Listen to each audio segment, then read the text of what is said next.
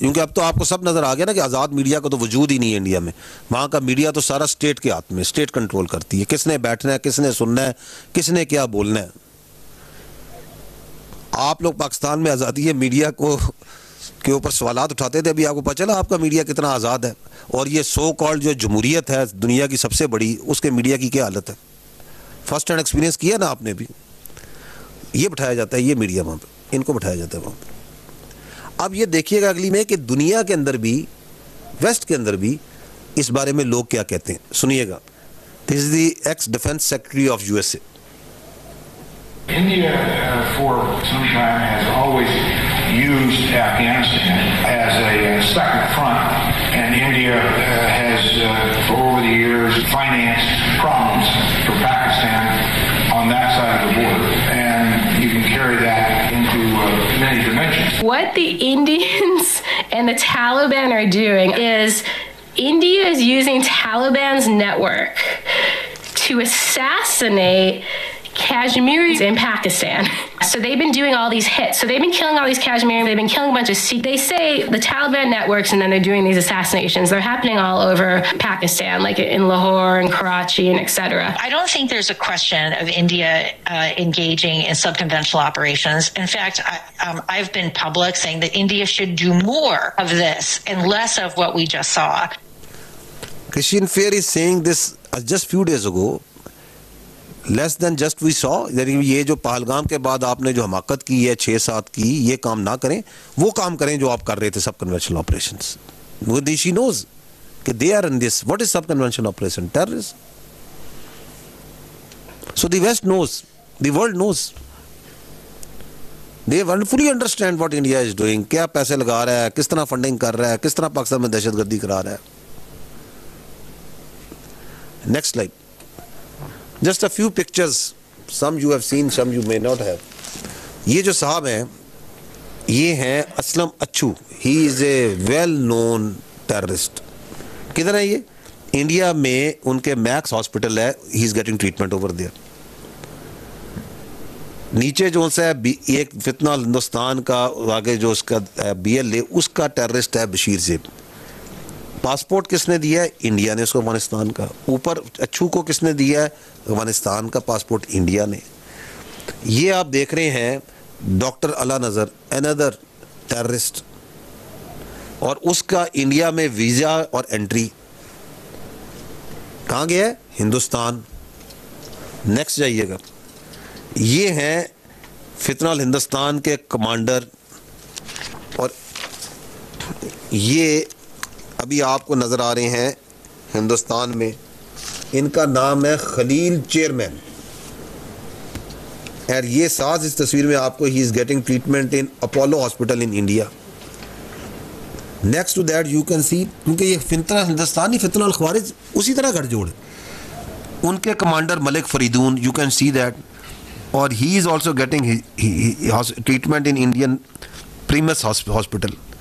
तो जब यहाँ से कोई ज़ख्मी होते हैं, गोली लगती है, तो फिर इंडिया अपने एसेट्स को रिकवर करता है, इनको हिंदुस्तान लेकर जाता है, उनका इलाज करता है। कौन कर रहा है? उनकी इंटेलिजेंस एजेंसीज।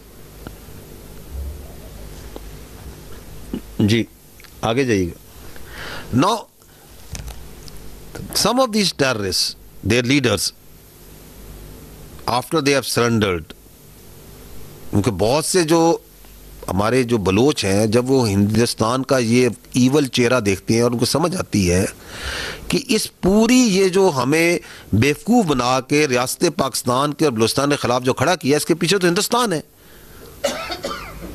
तो some brave ones they stand up and they surrender. कहते हैं हम हिंदुस्तान की जंग लड़ने नहीं आए थे, हम हिंदुस्तान के अहलकार नहीं हैं, हमारे तो बाप दादा ने हिंदुस्तान से आज़ादी हासिल की थी, बलूचिस्तान को और हिंदुस्तान का कोई ताल्लुक नहीं है।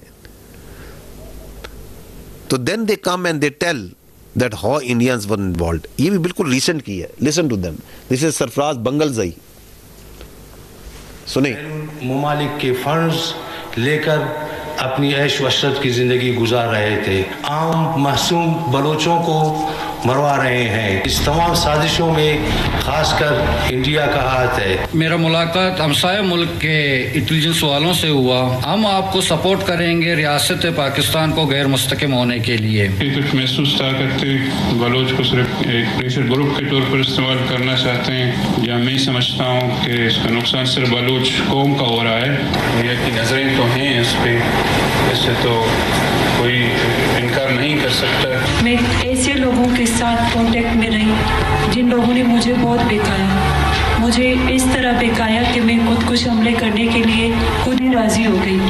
मैंने ये भी नहीं सोचा कि मेरे खुदकुश करने के बाद मेरी तो जान चली जाएगी, लेकिन मेरी वजह से कितनी लोगों की जान चली जा सकती है। मैंने इसे कुछ भी नहीं सोचा। मुझे अपनी गलती का एहसास तब हुआ जब मैं पहाड़ों पे गई। उधर जाके मैंने देखा, मैंने वहाँ जाके मेरे अपने घर वालों को भी नहीं बताया, मैंने अपने घर वालों की इज्जत भी नहीं देखी। वहाँ पे जाके ऐसे सख्त हालात थे। मुझे ये बताया गया कि वहाँ पे आपको एक नई ज़िंदगी मिल जाएगी, लेकिन वहाँ ऐसा कुछ भी नहीं था। ये जो आजकल का तासुर है कि बलोच ख्वातीन अपनी मर्जी से खुदकुश करती, ये बात गलत है। मैंने खुद देखे, ये लोग ब्लैकमेलिंग करके लेके जाते, वर्गला के लेके जाते।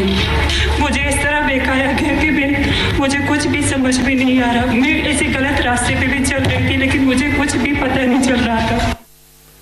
Now this is another yet very dark aspect of this fitna on Hindustan terrorism. Exploiting, blackmailing young girls. This is Adila Baloch, who was exploited, blackmailed by this fitna al Hindustan to be used as a suicide bomber. And then they project it, dekhe, these young girls are blasting themselves, how deep, how ingrained this ideology is. No, these are all exploited girls, blackmailed girls. शारी Bloch, उसकी story भी आपने सुनी होगी, माल Bloch, उसकी भी आपने सुनी होगी.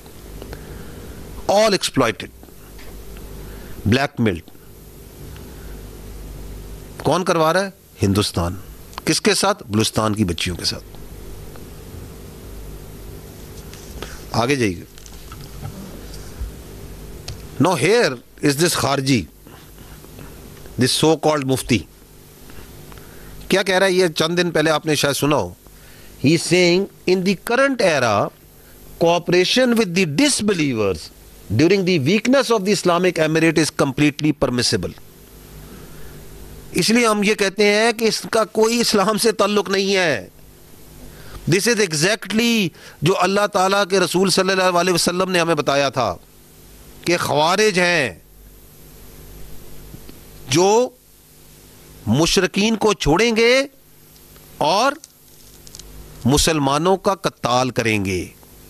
यक्तलूना अहलुल इस्लाम व यदऊना अहलुल ओसान.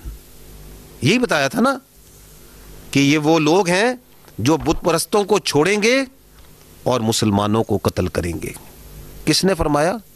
हुजूर सल्लल्लाहु अलैहि वसल्लम ने. हमारी जाने